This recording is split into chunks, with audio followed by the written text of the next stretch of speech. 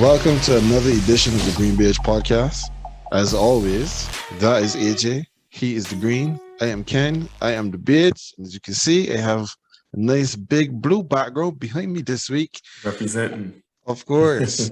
And we are the GreenBaje podcast. And we are here this week to get you guys caught up on a very active week 9 in the NFL. No, of course, as we always do every week, we go off the rip. And this week, off the rip, we are going with our Blitz. Now, this week was the week for the underdogs. Lots of the underdogs definitely got some wins, and it was upset central in the NFL. So we have a lot of options this week for, I think, pretty much all of our categories. So AJ, as always, we start with the biggest winner. Who is your biggest winner for week 9? So my biggest winner this week is the Cleveland Browns, because I think that the way they dominated and the kind of dominant performance they had, especially being against a division rival, they were on the road as well. It was a solid win, and what the man whose name has been a part of the recent off-field controversy, well, kind of on-field, off-field in a sense. He had a solid game. It wasn't spectacular by any means, but it was solid. But more than that, it was revealed after the game that I think Myles Garrett is who came out and gave a story about how in the huddle, like I guess he's more the team captain than anyone else. It's like Myles Garrett's team, right? Mm-hmm. But in the huddle, he said that, he as they were about to speak before the game, he looked at Baker and he was like, all right, you got this. Apparently Baker gave them a speech and rallied them. Must he put in at the end 1, 2, 3 progressive, something to get them going. But whatever it was, it clearly worked. Not just both, I should say, but all 3 units were on ball, no pun intended. And yeah, I mean, it just goes to show that they believe in Baker. And despite, and everything that was going on recently was kind of like obviously talking about him and his talent, but the way that the team rallied around him, again, I said, like, he wasn't spectacular in this game. He wasn't over the top, but he was solid. The rest of the team did what they had to do. And amidst all the noise that was going on about Cleveland recently, I think that win for me merits biggest winners status for this week. Nice. I did not have Cleveland anywhere in my write-up for the biggest winner this week, but it was a quality win for sure. But for my biggest winner, I have to give that to the Arizona Cardinals. Now, the Arizona Cardinals, they went to San Francisco and they beat the 49ers in their building 31-17. What was most impressive about this was that they went into this game with no Kyler Murray, no DeAndre Hopkins, no AJ Green, no JJ Watt.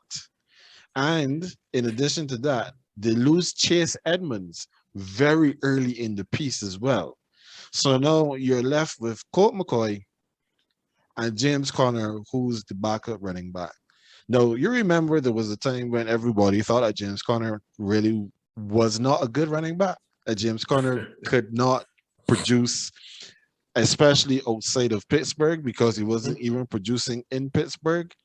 But James Conner in this game, he had 26 touches, both receptions and rushes, 173 all-purpose yards, and 3 total touchdowns. Colt McCoy, the backup to Kyler Murray, 22 of 26, 249 yards, and 1 touchdown. Now, at the same time, we have Jimmy Garoppolo, who, for Jimmy Garoppolo, had a relatively decent game. He threw for 326 yards, 2 touchdowns, and a pick. George Kittle comes back like if he's never left. 6 catches, 101 yards, 1 touchdown. It didn't matter. The Cards are 8-1 for the second time since 1950. And one stat that I found was very, very impressive. Now, I've been critical of Cliff Kingsbury. I was critical when he was hired, and I've been skeptical of him for the majority of his time Oh in yeah. Arizona. Oh yeah. But Cliff Kingsbury has gotten the Arizona Cardinals to pass 400 total yards for the 18th time since 2019. So that is something that is worthy of commendation. True. Then on the other side, of course, there's Kyle Shanahan, who we know recognize has the same win percentage as Chip Kelly, 44.4%. But we would deal with Shanahan another time. So that is why I have the Arizona Cardinals as my biggest winners for Week 9. Makes sense. Makes sense. All right. So, of course, after we go biggest winner, then there's somebody that has to be the biggest losers of the week. So, AJ, who gets your gong for biggest loser? It sounded like you were about to say lunatics, and that I feel like that word is apt as well because the Rams have to be lunatics. The Rams are my biggest losers, and they have to be lunatics. Now, the entire world, if you're a part of any kind of football fraternity, whether you just watch, whether you play, everyone has been talking about how the Titans will need to restructure and reconfigure their offense.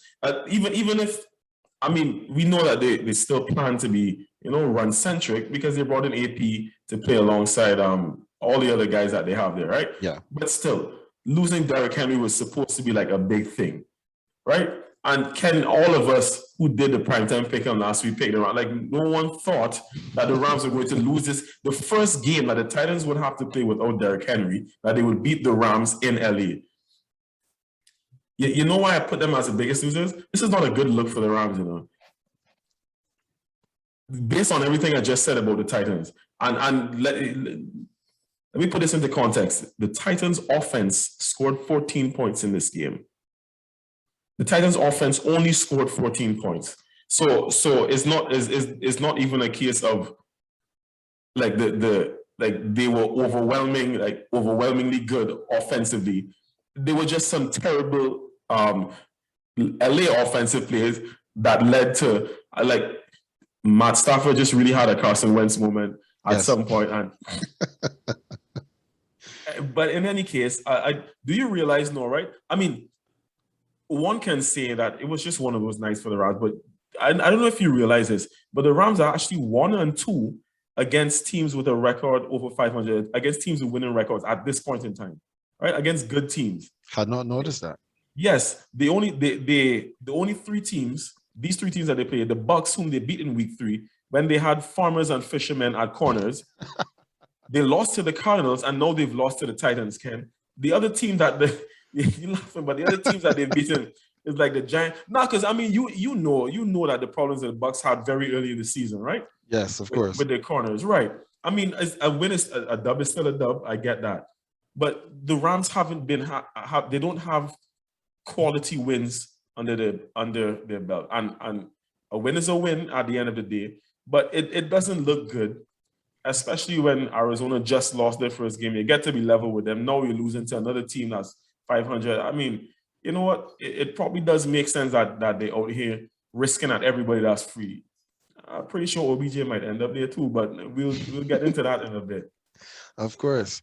So I do agree that the Rams definitely would deserve a spot on the podium for biggest loser this week. An honorable mention has to go to Buffalo. You only scored 6 points against Jacksonville. Inexcusable. Of course, but we're not wasting our time talking about that, because even that, they should have probably just stayed at home and just forfeit the game. It would have looked better than to go and only get 6 points against Jacksonville. However, my biggest loser for this week is the Cincinnati Bengals. Again, 2 weeks in a row. So after you went and you laid the egg against the Jets last week, and you made mention of the Browns being your biggest winner, so I don't have to go back through a lot of that. But the fact still remains that they shipped 41 points to the Browns. Yeah. At one point in time during that game, Baker Mayfield had a perfect passer rating of 158.3. It does not get better than that. Baker Mayfield had 158.3 passer rating. He finishes the game. Hey, watch yourself, all right? Okay, no problem. I'll watch it. I'll watch my life here. But 14 of 21, 218 yards, 2 touchdowns, no picks. As you said, this is a team that had all kinds of headaches leading up to this game, and they got rid of Odell Beckham Jr., who apparently was the weight that was keeping this team down. Chubb, 14 carries, 137 yards, 2 touchdowns. And on the other side, we have Joe Burrow, 28 of 40, 282 yards, no touchdowns, 2 picks. One of them a 99-yard pick 6. 5 players are logging a rush according to the box score, and they only get 85 yards total. The Browns last week, before they played the Jets, were the #1 team in the AFC, and now they are in the basement of the AFC North. The Bengals, you mean? Yeah, sorry, the Bengals. The Bengals wheels have fallen completely off of their wagon. I can't really argue too much. Not too much. I just want you to watch your link with Baker, but you kept it in line. That's fine. Yeah, no, I'm not here to dog him when he does not deserve dogging. We just know that, like the Cowboys, it's coming.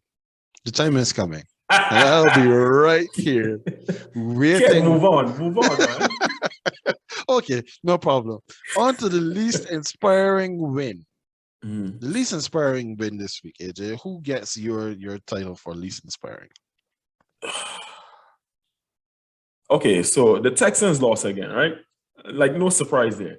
Of course. And while the most important thing here for the Dolphins is that a dub is a dub, Ken, these men scored 17 points against the Houston Texans. 17 points. I want you to know, right, that the least amount of points that the Texans defense has conceded, has given up for the entire season is 24 to the Panthers. That was the least they've given up. Everything else was, there was another game where they gave up 25. Can't remember exactly who that was to. Was that our game? Either way. Other than that, it's a bunch of 30s and 40 and all kind of thing, you know. And the Dolphins scored 17 points. Well, I don't feel I need to explain anymore why that is the least inspiring win of the week to me. Understood. Well, my least inspiring win is that Monday night game. Pittsburgh beating Chicago 29-27. So Ben Roethlisberger, he did not have a bad game.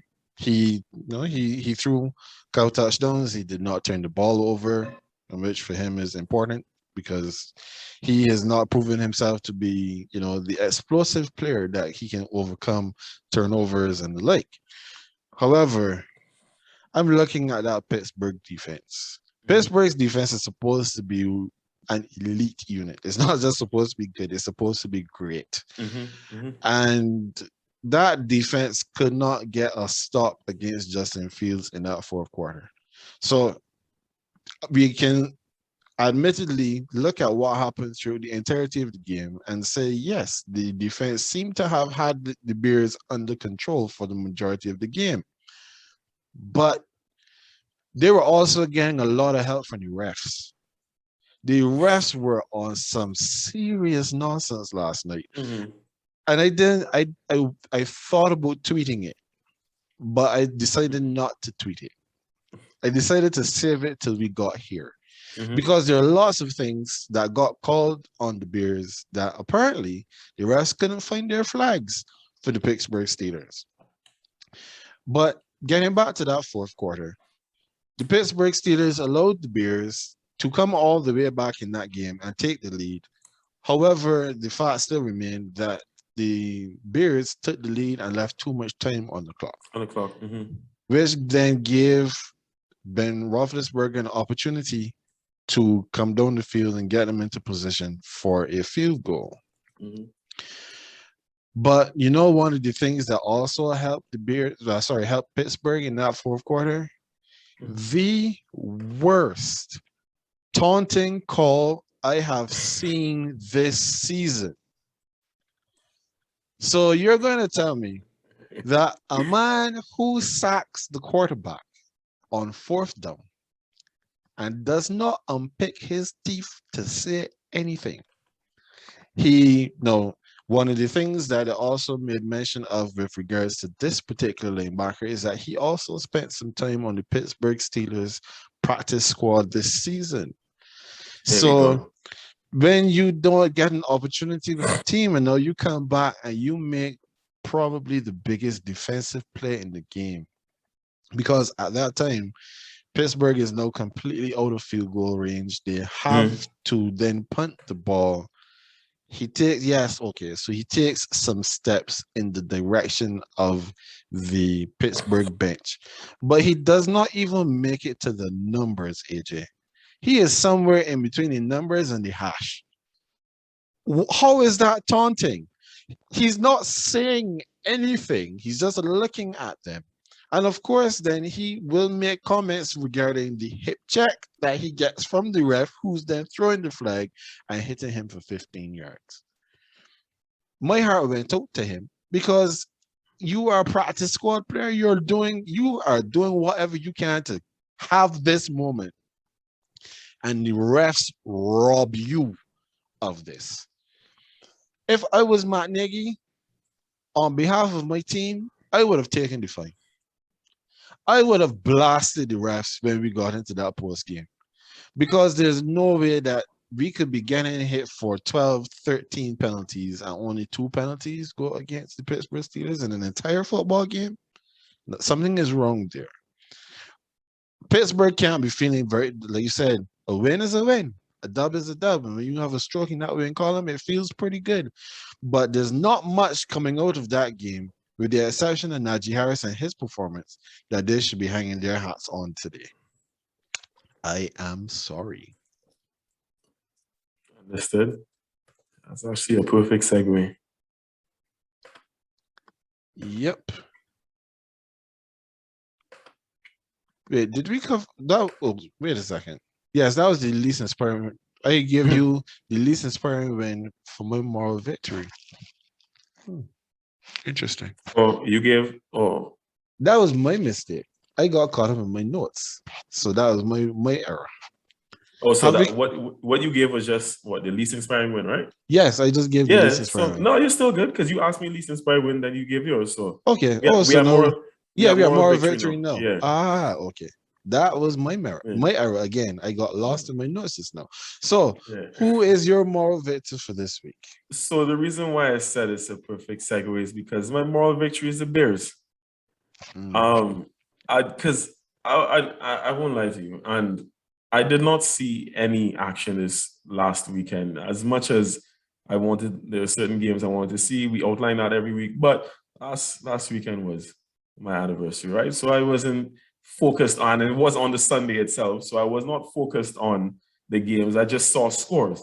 Belated anniversary greetings to you, sir. Appreciate it, my brother. Appreciate it.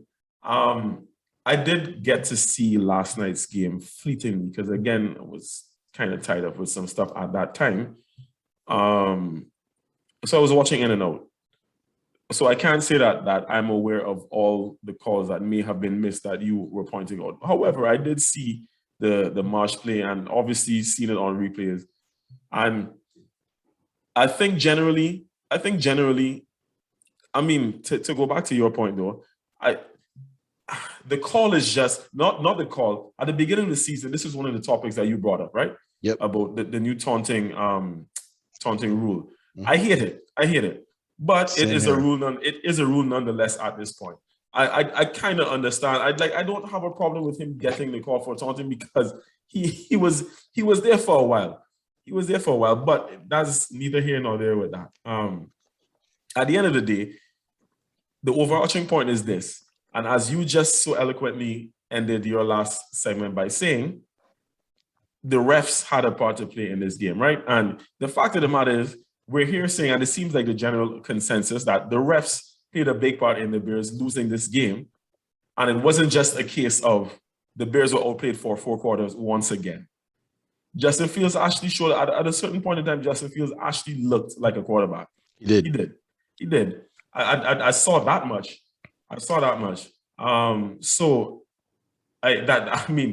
They still lost, but I think that's a moral victory in itself. It's just the fact that they came that close. They came this close against, as you said, a Pittsburgh defense that is supposed to be elite. They could probably take something away from it. It may bode well for them going forward. I mean, the season is still done. They have nothing to achieve but bragging rights, or I know just a little bit of pride. However, they should hold their heads high. Sorry, not hang their heads. Hold their heads high after their performance last night.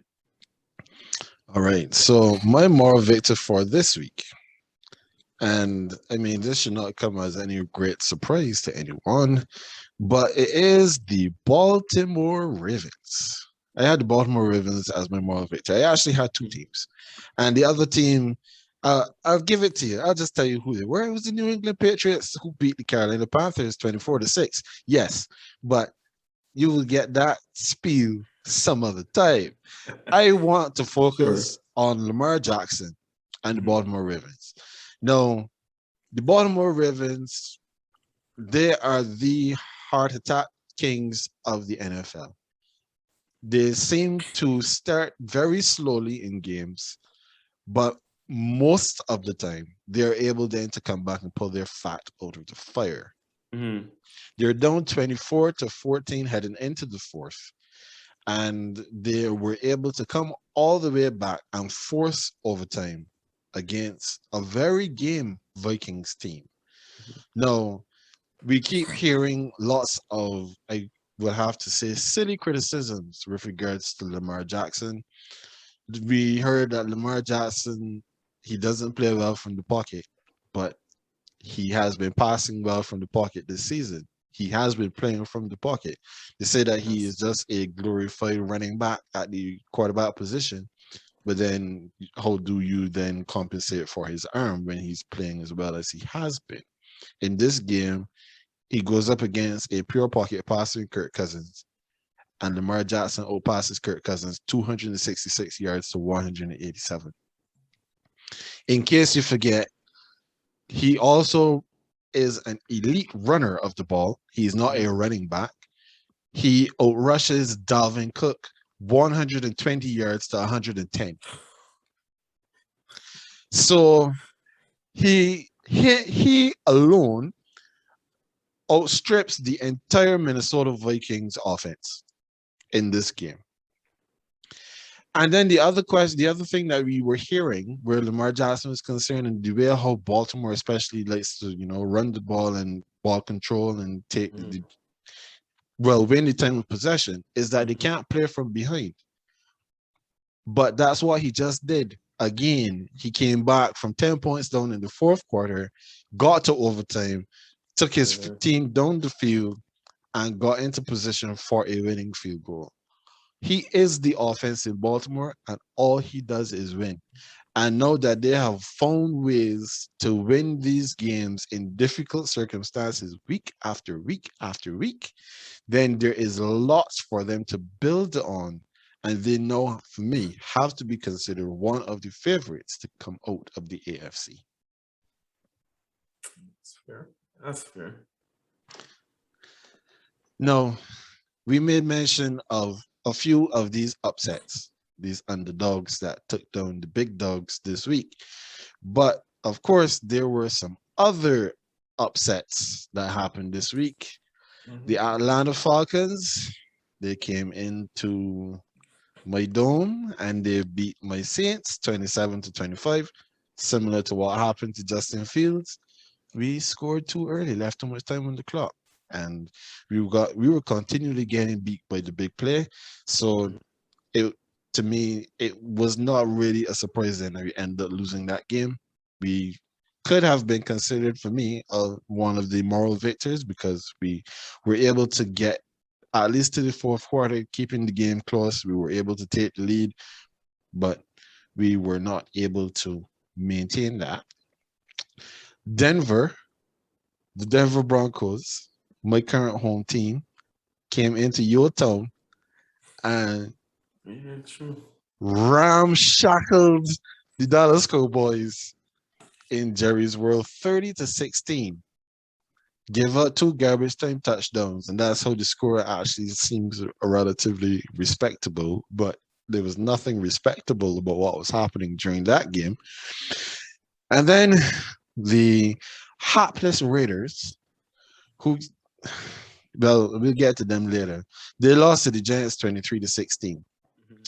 So there was an interesting thing that came out this week especially for those who are of the games of chance, liking and wanting to, like to put down some money on some games. If you had put down $100 on the Browns winning, the Giants, the Falcons, the Broncos, and the Jaguars winning, that $100 would have netted you $57,800. Oh, I didn't even know. Did not know it was that much. You said, Yeah, wait. You said which games? The Browns, the the Browns, Giants, Giants, the Falcons, the Falcons, Broncos, and the Broncos, Jaguars. and Jags. Oh, right. Okay. $100 parlay would have given you $57,800. Wow. Yeah. No That one, is no one reportedly won that, right? no. Apparently, no one actually hit on that bet. But I mean, No one in the world was thinking that. nope. No one in the world was thinking that. But I mean, this when you see these kinds of numbers that you could win, you can understand no way. Why people, Yeah, why people would be tempted to engage in such kinds of transactions. Speaking of transactions, Odell Beckham Jr., as we reported last week, he was released. He was put on waivers on Monday by the Browns. They reworked his deal in such a way that Odell Beckham Jr. would most likely get his pick of teams, because if anyone picked him up on waivers, then they would also pick up his $7.25 million contract for the rest of the season. The Browns are still going to pay him $3 million for this season, and then whoever picks him up, they can pay him whatever they want for the rest of 2021. And of course, they will have the opportunity to work a new deal in for him heading into 2022. So, AJ, the reports are that Odell Beckham Jr. intends to sign with Seattle. That's what the rumor mill is putting out there. How do you feel about Beckham being released and then him potentially going to Seattle? I think them releasing him is the right move. It wasn't a good fit. In the beginning, he tried to be a Brown, but he's not a Brown, and I mean, it's basically obvious, right? That this offense has a particular system, and it does not facilitate his skill set, or I should say, constant usage of his skill set. Not even constant, but even it seems not even a sparse usage of his skill set is required in this offense. So they're a very run-centric team. You know that they have like the best tandem in the league at running back. As much as Baker's my guy, I've never been afraid to admit he's a limited quarterback. It was evident early, like when OBJ just joined, that Baker used to try to force the ball to him a lot, and that was not working. Now they have a coach in who has some sort of sense about him, and he's restructured the offense, and it just doesn't include the guy. And I mean, that's one thing, but to go as far as, and I will say it, to go as far as having that video posted of your quarterback and basically pointing on all the times when he did not throw the ball to you.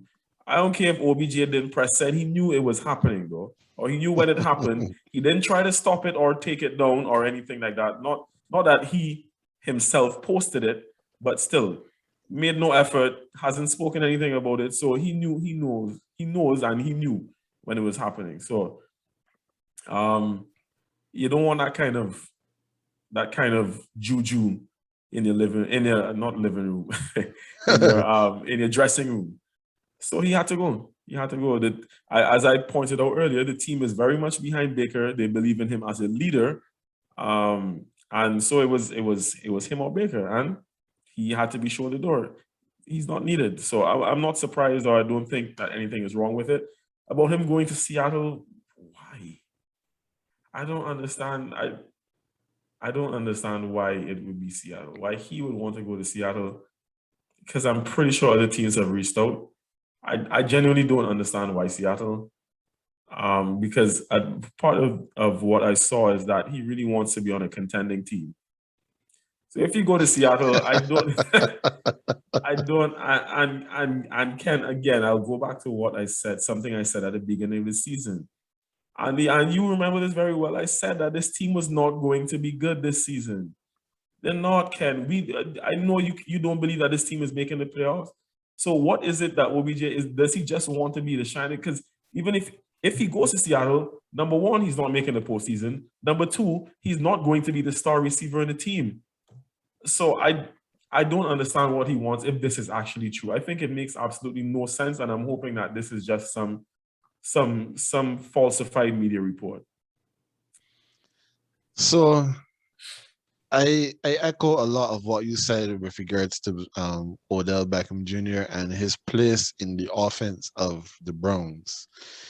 The issue that I have, especially now with him looking to leave and go to Seattle, of all places. Now, Seattle offensively is set up very, very similarly to Cleveland. If their running backs are healthy, they are a run-first offense. They're not a team that likes to allow their quarterback to go there and throw the ball all over the place, even though he has the ability to. But part of that too is because they just can't pass block. And that's why he keeps getting hurt. That team is good at run blocking, but when it comes to pass blocking, they are less than. And when you look now at Odell Beckham Jr. going to Seattle, as you said just now, he is not going to be the star receiver. He will be coming in as the third receiver on that team because they already have Taylor Lockett, they already have DK Metcalf. When they're looking to the future and who would they most likely look to keep and put the money into, it is going to be DK Metcalf first because of his physical profile. Then maybe he can get somewhere in there between him and Tyler Lockett. But Tyler Lockett is the loyal son of Seattle. Yep. He is a much better run blocker than Odell Beckham Jr. ever has been at any point in time in his career. So when you take all of that into consideration, there are legitimate questions for him going over to Seattle. Now, one of the things that I can guess is attracting him over to Seattle is that of the teams that need Odell Beckham Jr., they have the best combination of cap space and quarterback because they have like $13 million right now available within the cap. And then Russell Wilson is about to return from injury reserve to face the Packers on Sunday. Now, their run offense, as I said, when healthy, that's what they want to do, but they've not been healthy. And as a result, if they have Beckham joining DK and Lockett, it does present a very tantalizing prospect for what their passing offense can look like. But at the end of the day, there are other teams that he will have the profile, and well, he may have to take less money now, but they can find ways to work him in, I guess, going forward. Kansas City still are looking for help at the wide receiver position, although wide receiver is not the position that they really should be looking for help. The New Orleans Saints, if Jameis was healthy, I would say that we would accept that we never have cap space. We would have been one of the more attractive propositions for Odell Beckham because he would he would instantly be the guy. Even if he still comes, no, he would be the guy in our offense because right now that offense is Alvin Kamara and then basically whoever else at wide receiver, especially now that we know that Michael Thomas is not coming back for the year. But I don't know why Beckham would be so focused on Seattle. He would have to know. He would have to know. It doesn't make sense to me. It doesn't tick any of the boxes of what we have heard the criteria to be. Like I said, they're not a playoff team, and he's not going to go there and be the out and out starter. Like, and as you said, they are a run first team.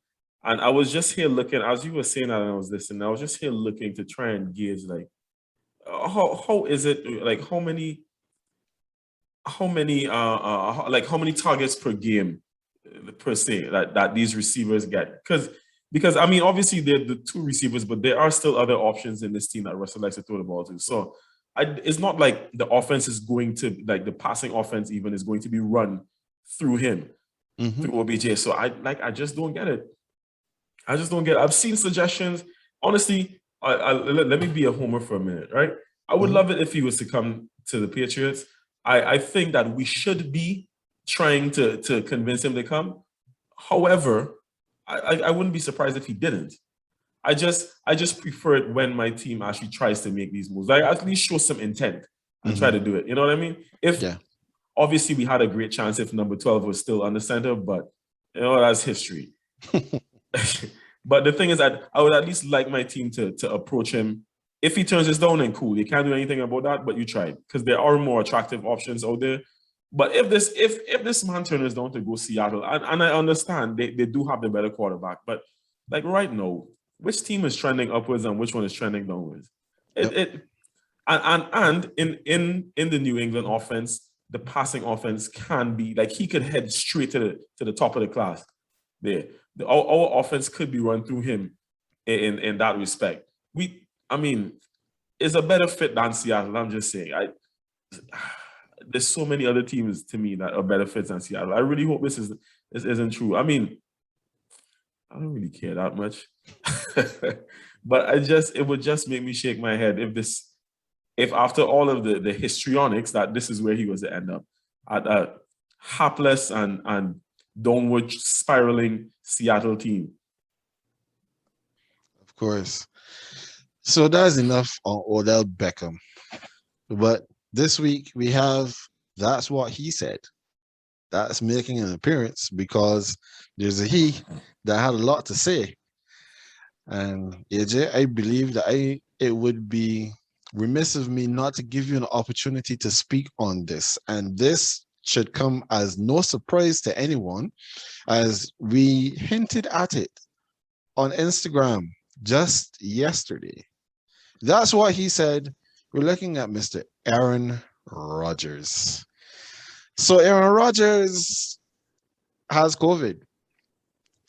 And for those who didn't know that Aaron Rodgers he is not vaccinated. And Aaron Rodgers, he has a weekly spot that he does on the Pat McAfee show on Tuesdays. Why is it important that I'm saying he does this spot on Tuesdays? Because on Friday, after he was pronounced to be out of the game because he has COVID, Aaron Rodgers goes on the Pat McAfee show to tell his side of the tale.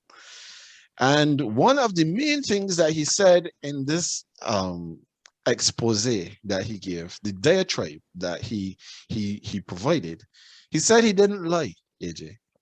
Aaron Rodgers said he did not lie when he said, yes, I'm immunized, to a question of, are you vaccinated? Now, I don't know if you saw today, but Aaron Rodgers, when I said today is Tuesday as we're recording this, Aaron Rodgers, he came back on the Pat McAfee show for his regular spot. And he said that maybe he misled the folks when he said that he was immunized and not vaccinated. So I'm going to stop talking here. I'm going to give you the opportunity. That's what he said, AJ. What do you have to say about what he said? So I did not see the latest iteration of his appearance on Pat McAfee's show, as in the one that would have been most recent Tuesday. I saw the very first one after it was announced that he was out. First of all, let me preface this by saying my issue with Aaron Rodgers is not that he has not been vaccinated. I am not one of the people that is like against those who have some sort of hesitation with being vaccinated, right? I don't want to get too much into that, but I understand that he mentioned a term in his in the previous McAfee appearance, meaning the first of the two since the incident, since being diagnosed with COVID. He mentioned the term bodily autonomy, and I believe in that to some regard. Like this is not a one size fits all situation, so I get that some people will be hesitant. That's cool. Let me reiterate again. I have no issue with Aaron Rodgers not being vaccinated. First of all, even when it was first announced and then all the news items came up, and I mean, we knew Aaron Rodgers wasn't vaccinated because he said so, but I didn't know that he had that interview where he said, yeah, I'm immunized. I didn't know about that, Oh. That only came up. Yeah, that only came. So I only saw this after. So imagine my surprise. And I was like, wait, what? I was, so between the time that it was announced that he had COVID and he was out and his appearance on McAfee's show, I was hearing the story about, like, and seeing the clip obviously being played over and over with him responding to the question. I was kind of more shaking my head.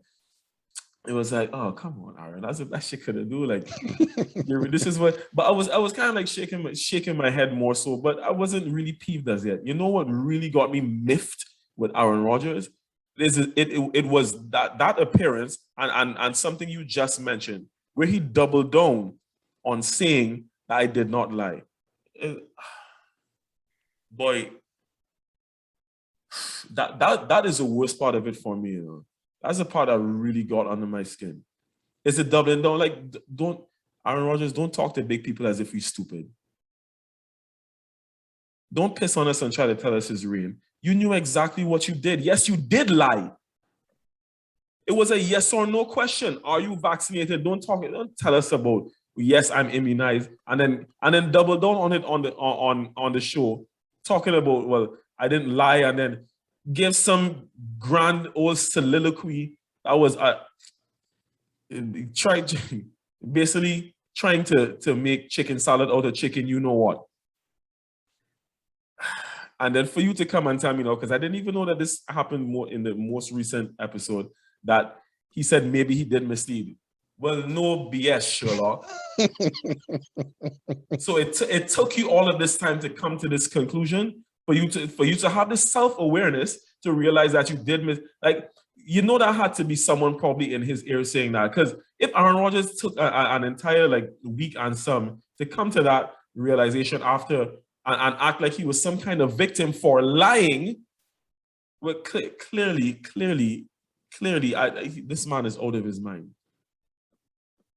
Clearly, he's out of his mind. Again, let me go back to the beginning. Aaron Rodgers' choice to not be vaccinated is all up to him. I do not begrudge him that decision. It is the doubling down on the lie when he blatantly stood in front of the media and said and responded to the question, are you vaccinated? It was his response of, yes, I'm immunized. And then going on Pat McAfee's show after the entire story broke and saying, no, I did not lie. That part is why I think Aaron Rodgers made himself look like a damn fool. And then to still come out on an episode after that and say, well, yeah, maybe I did miss. Ken, the floor is yours. So I went on this just in, #ThisJustIn on Monday. Mm-hmm. And of course, I'm sorry I was unable to make that because I know that had to be a topic of discussion. Of course, this was in the A block. This led the show when we talked about Aaron Rodgers' Friday performance. You gotta call it performance because No, I'm not going to be long on this one.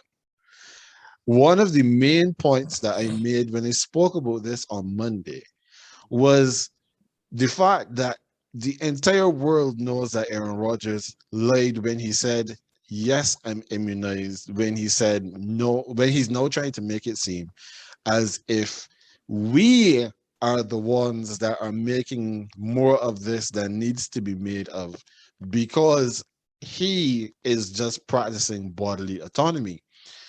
If Aaron Rodgers just said, "My body, my choice, and I choose not to be vaccinated," that would have opened up other questions. Yes. However, we would not be no looking and sifting through everything to see when and where and how did he lie. No, Aaron Rodgers in that Friday interview, he said that one of the reasons that he didn't come out and say that he was not vaccinated is because he did not want to deal with the backlash of him not being vaccinated. He gets and he says that the NFL is trying to make all those players who are not vaccinated out to be the villains and the woke mob is after them. He needs to look at what the whole term of being woke has to do with, and it has nothing to do with vaccination statuses. Let's just put that there first off. The other issue that I had where Aaron Rodgers was concerned was the misinformation that he was spouting on the Pat McAfee show when he was talking about this whole vaccination issue.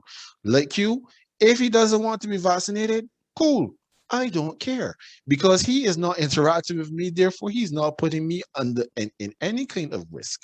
But when you look at Kirk Cousins, to this point, as far as we are aware, he is not vaccinated. We know that Carson Wentz, Carson Wentz, yeah. he is not vaccinated.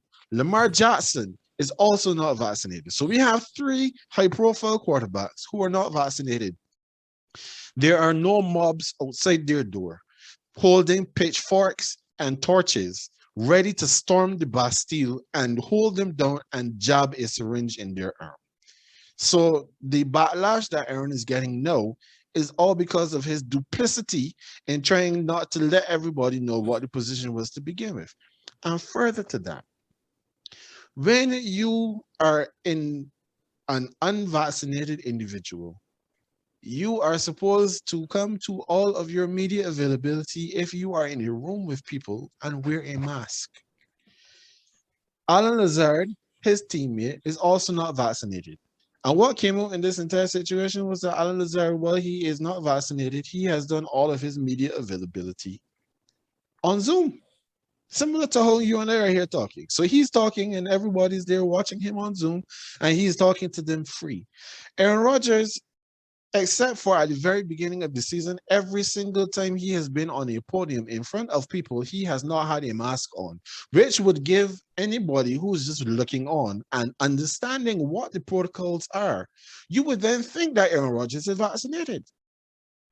No, I made this point on Monday when we talked about it, because one of the questions that was asked was in terms of penalties. What penalties should be levied against Rodgers and the Packers? And it said, well, the Saints, we had 3 violations in 2022.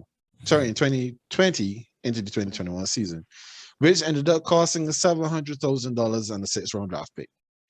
Aaron Rodgers is not wearing a mask at any point in time on the podium for the first 7 weeks of the season. That's 7 violations. If we lost a 6th-round draft pick at $700,000, then they should be throwing the book at the Packers and Aaron Rodgers for this. Because fair is fair. And then the very last thing you have to say on this, I'll let you get back in if you have anything else to add. But when you are going to say that all of your information that you're getting on this topic comes from Joe Rogan and his podcast, last I checked, Joe Rogan is not a medical practitioner. He's not any kind of infectious disease expert. But you're talking to Joe Rogan, and that's where you're getting your information. Well, AJ, he might as well have listened to the GreenBaje podcast and made his decision from us. And I'm done. I'm done with Aaron Rodgers and this topic for sure. Yeah, that was the other point that was running through my mind.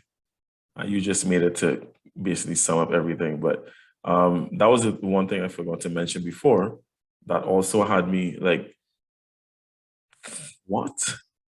Out.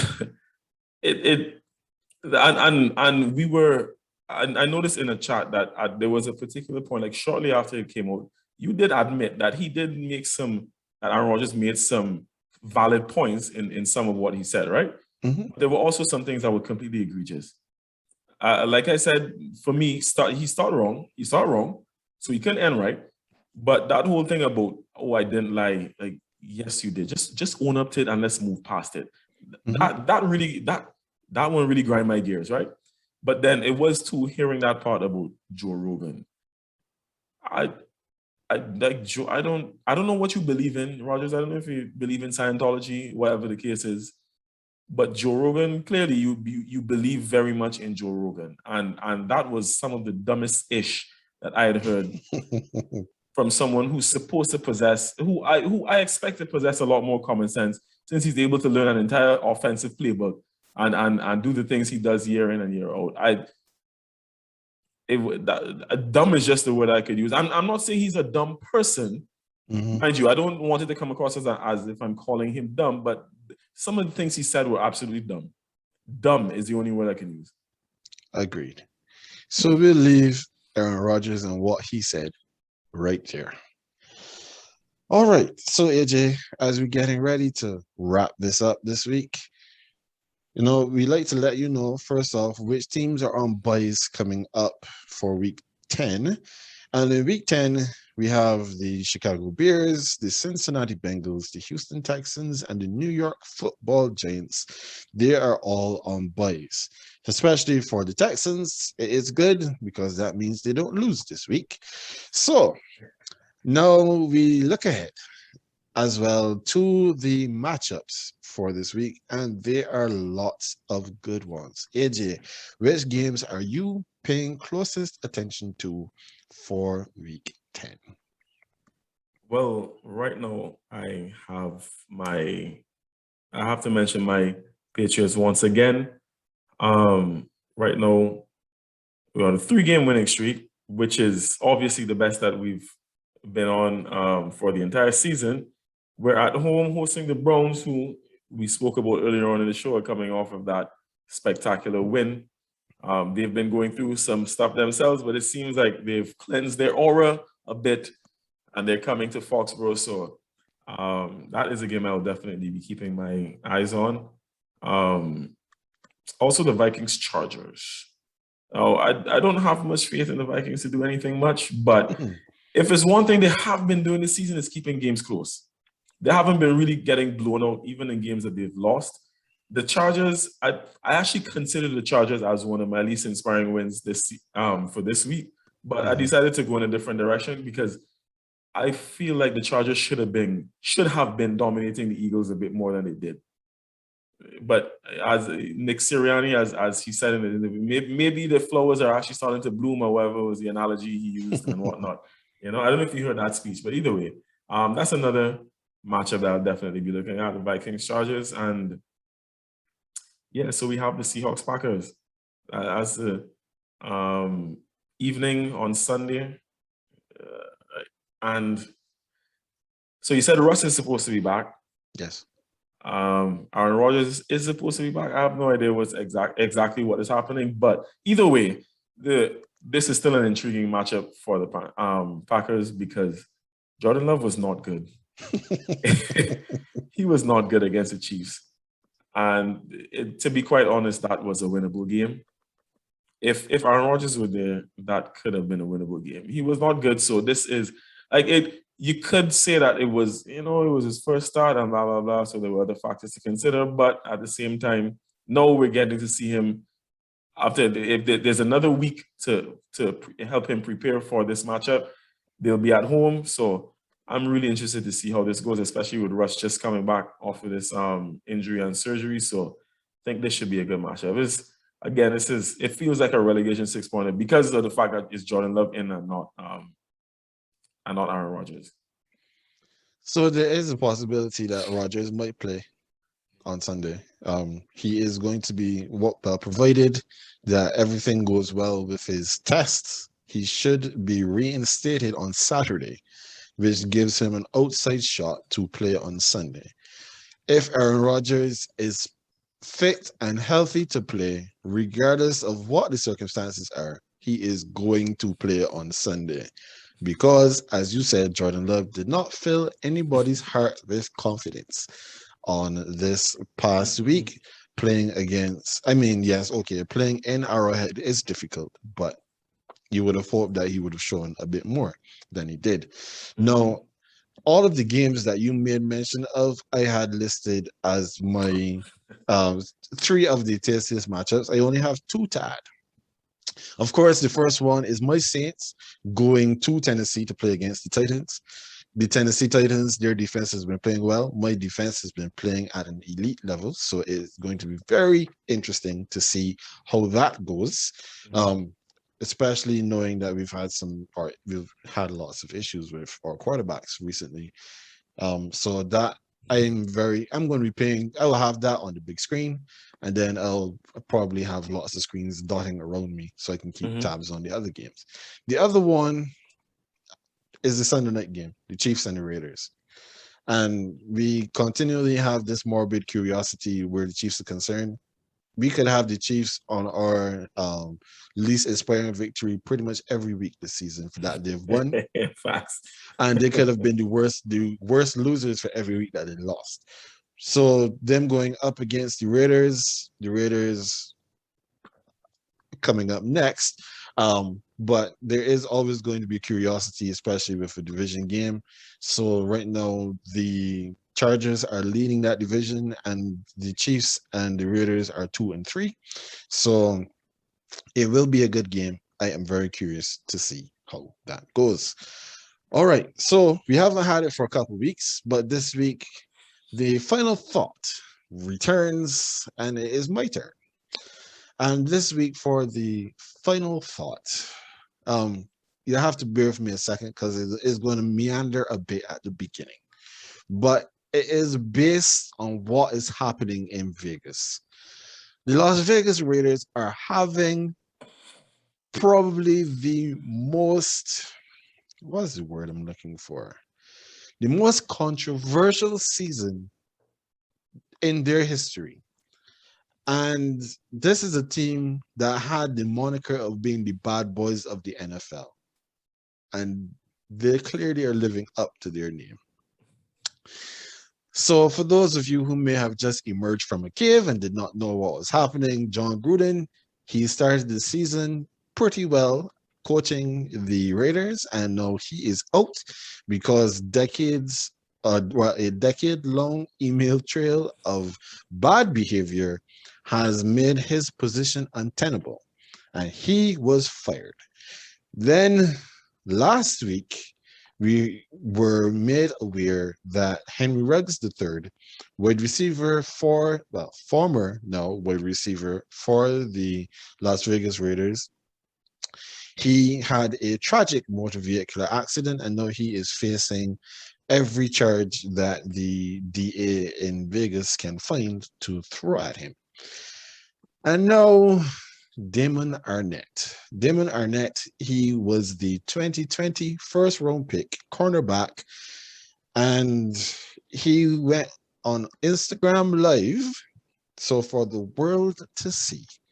And apparently he and someone had some level of negative interaction, and as a result, he wanted to show that he had enough guns to outfit a small militia and telling this individual to pull up. So Arnett, no, he has been cut from the Raiders. No, it caused me to go look this up a little bit because as a first round pick, you would expect that, you would have some level of rope given to you. First round picks usually aren't jettisoned that quickly. However, I don't know if you saw AJ, but we were talking about this situation in one of our WhatsApp chats. Arnett has not been playing well. He has not been playing well at all. Arnett has not started a game at all for this season. He has allowed 5 receptions on 8 targets. He has 3 tackles for 2021. He has not really been on the field. And no, he's off the team and potentially out of the league. And his production does not suggest that this is somebody that anybody else, especially no, is going to give him another chance. No, somehow I think that one, if his numbers were good, he may not have been cut. And if he was on another team that was not embroiled in scandal after scandal this season, he may not have been cut. But he's not been playing well. And the fact that the Raiders can't keep themselves out of the headlines, they had no choice but to cut him. Okay. Now, what that then led my thought towards was based on a tweet that Kadarius Toney, wide receiver for the New York Giants, sent out in relation to Henry Ruggs. Now, I don't know if you can really say that this is a tweet defending Ruggs necessarily, but it's a tweet that is that's trying to help establish some context. And I think that the context that he was making is one that is worthy of consideration. No, I too am not in any way, shape, or form trying to excuse Henry Ruggs. For those who saw our show last week, I was very strong in my condemnation of him driving drunk and the speeds that he was doing. He was going faster than my Toyota Highlander can even measure on my speedometer. But Tony said, and I quote, "We young, everybody make mistakes. Y'all looking at the situation like this or that because it ain't y'all having so much to say. He know he messed up. Don't drag him for it. That's goofy to me. Just pray for the families involved."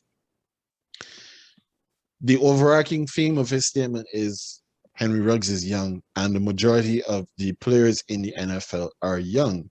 When you think of the average age of a draftee, he's 22 years old. The average length of a regular football player's career is 3 years. So you start at 22 and you're out of the league by 25. You're still young. These are guys who are, yes, they're grown men, but they're still immature. A lot of them come from hard backgrounds, and they're now making more money than many of us will see in our lifetimes. Now, when I look at what Tony said, his heart was in the right place. Like Derek Carr, Tony is choosing to employ empathy at a difficult time for a now former teammate. The timing might be off, but there's never a better time to support your friend than in their time of need. And we have to be honest with ourselves. It's easy for us to sit at home behind the keyboard and criticize these young men for what they're doing. And honestly, oftentimes they earn it. We can clown them for when they do something stupid and definitely hold them accountable when they step out of line. But remember too that they're young and trying to figure things out in a very public space. Let's hope that the NFL helps them get the guidance that they need so that we won't only be proud of them on Sundays. Succinct. Makes sense. Nothing more to add here. All right. I agree. So that now brings us to the end of this week's GreenBaje podcast. Of course, you will see us again tomorrow as we do our fantasy spot, helping you get prepared for what is to come this week in fantasy, and of course, looking back to a very eventful week 9 in the fantasy space. So we will leave it here for today. As always, that is AJ. He is the Green. I am Ken. I am the Beige. And we will see you next time.